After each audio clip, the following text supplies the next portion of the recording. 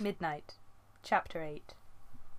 Snake Rocks is the best place in the forest to find Chervil, Cinderpelt explained over her shoulder as she limped along the fern-shaded path. But we can't go there right now, thanks to that wretched badger. Is it still there, then? Leafpaw asked. She and the Medicine Cat were on a herb-gathering expedition. The sun shone brilliantly from a sky that was clear again, but the rain had revived the forest plants, and Leafpaw was enjoying the delicious coolness on her paws as she followed her mentor along the narrow track.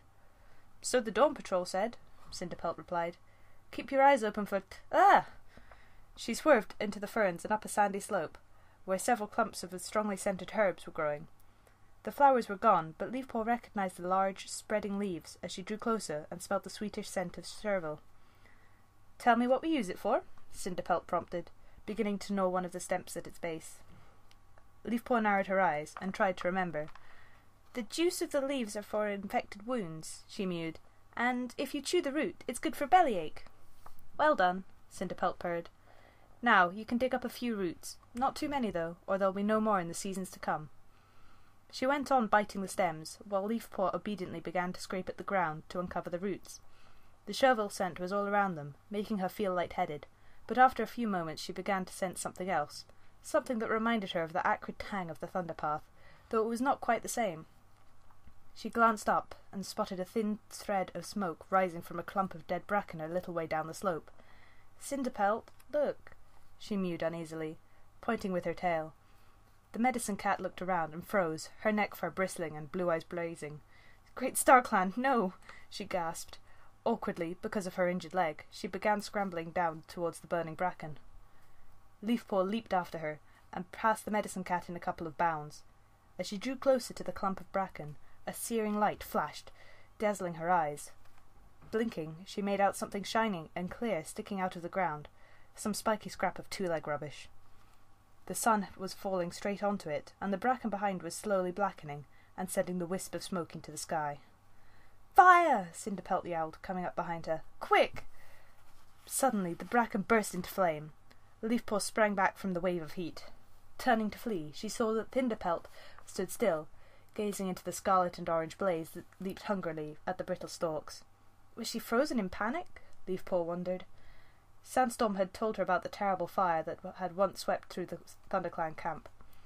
Cinderpelt had survived, but several cats had not, and the fire must be especially frightening to the Medicine Cat when her injured leg made it hard for her to run away. Then Leafpaw saw that Cinderpelt's eyes were not wide with fear, but something else. Her gaze was fixed and remote, and Leafpaw realised with a shiver from her ears to her tail tip that her mentor was receiving a message from StarClan. As quickly as it had blazed up, the fire began to die, and Leafpaw let out a sigh of relief. The flames sank into bright embers and began to wink out, the fronds of bracken disintegrating into flecks of ash. Cinderpelt took a step backward. She was even more unsteady than usual. Leafpaw darted forward to press up against her side, supporting her and helping her sit down. "Did you see it?" Cinderpelt whispered. "See what, Cinderpelt?" "In the flames. A leaping tiger. I saw it clearly. Its huge head, the leaping paws, stripes as black as night along its body." The Medicine Cat's voice became hoarse. "An omen from StarClan. Fire and tiger together. It must mean something, but what?" Leafpaw shook her head. "I don't know," she confessed, feeling scared and helpless. Cinderpelt got shakily to her paws, shrugging off Leafpaw's attempt to help her up. "We must go straight back to camp," she mewed. "Firestar should hear about this at once." The ThunderClan leader was alone in his den under the high rock when Cinderpelt and Leafpaw returned. Cinderpelt paused outside the curtain of lichen that covered the entrance and called out, "Firestar, I need to talk to you." "Come in," Firestar's voice replied. Leafpaw followed her mentor into the den to see her father curled up on the bed of moss by the far wall. His head was raised as if Cinderpelt had roused him from sleep, and when the Medicine Cat and her apprentice entered, he rose and stretched, arching his back so that his muscles rippled under his flame-coloured pelt. "What can I do for you?" Cinderpelt padded across the den towards him, while Leafpaw sat quietly beside the entrance, wrapping her tail around her paws as she tried to push down her sense of approaching danger. She had never seen Cinderpelt receive a message from their warrior ancestors before, and she was unsettled by the fear that she had seen in her mentor's eyes on the journey back through the damp green forest. "StarClan have sent me an omen," the Medicine Cat began. She described how the two-legs rubbish had caught the sun's rays and set fire to the bracken. In the flames I saw a leaping tiger, fire and tiger together, devouring the bracken. Such power unleashed could destroy the forest.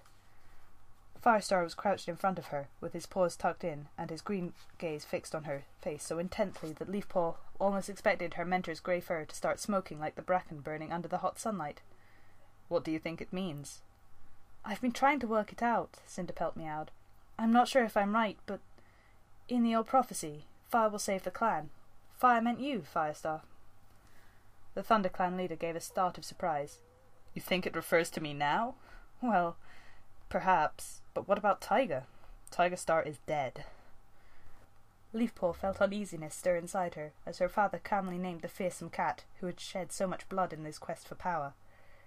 "He is dead, but his son still lives," Cinderpelt pointed out quietly. She glanced at Leafpaw sitting in the shadows, as if she were uncertain if her apprentice should be hearing this. Leafpaw stayed absolutely still, determined to hear the rest. "Brambleclaw?" Firestar exclaimed. "Are you saying he's going to destroy the forest? Come on, Cinderpelt. He's as loyal as any warrior in the clan. Look at the way he fought for us in the battle against BloodClan." Leafpaw felt a sudden urge to say something in Brambleclaw's defence, though it was not her place to speak here. She did not know the young warrior particularly well, but some instinct inside her cried out, "No! He would never harm his clan, or the forest." "Firestar, use your head." Cinderpelt sounded irritable. "I haven't said that Brambleclaw will destroy the forest, but if Tigerstar doesn't mean him, then which cat does it mean? And something else. If Tiger is Tigerstar's son, then maybe Fire is Firestar's daughter." Leafpaw flinched, as if a badger had sunk its teeth into her fur. "Oh, I don't mean you." Cinderpelt turned to her apprentice, with amusement gleaming faintly in her blue eyes. "I'll keep an eye on you, don't worry." Glancing back at Firestar, she added, "No, I think it more likely means Squirrelpaw. She has a flame-coloured pelt like you, after all." Leafpaw's brief sense of relief was swallowed up in fear and dismay as she realised where the medicine cat's logic was leading. Her own sister, the cat who was dearer to her than all others, was she prophesied to do something so terrible that her name would be cursed by all the clans, just as queens told their kits now that if they were naughty the terrible Tigerstar would come and get them? "My own daughter? She is headstrong, yes, but not dangerous." Firestar's eyes were deeply troubled. Leafpaw saw that he had too much respect for Cinderpelt's wisdom to argue with her interpretation, though it was as bitter as mousebile to hear. "What do you think I should do?" he asked helplessly. Cinderpelt shook her head. "That's your decision, Firestar. I can only tell you what StarClan have shown me. Fire and Tiger together, and danger to the forest.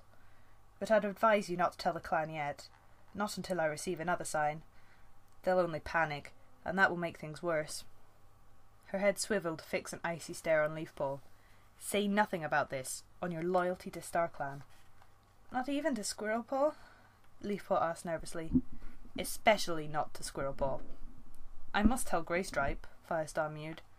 "And Sandstorm. StarClan knows what Sandstorm will think about this." Cinderpelt nodded. "That is wise, I think." "And it might as well be to keep the two of them apart."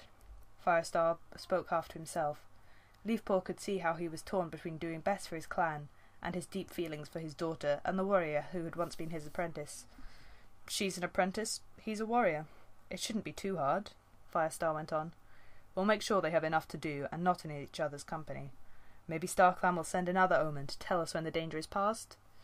he suggested, glancing hopefully at Cinderpelt. "Maybe," but the medicine cat's tone was not reassuring.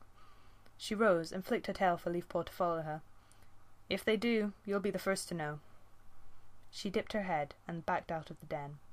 Leafpaw moved to follow her, hesitated, then rushed across to her father and buried her muzzle in his pelt, wanting to be comforted as much as to comfort him. Whatever this omen might mean, she was scared by it. She felt Firestar's tongue rasp warmly over her ear. Her eyes met his, and she saw her own sorrow and fear reflected there. Then Cinderpelt called, "Leafpaw," from outside, and the moment was over. Leafpaw bowed her head to her leader and left him alone, to wait for further news from StarClan about the destiny of his cats.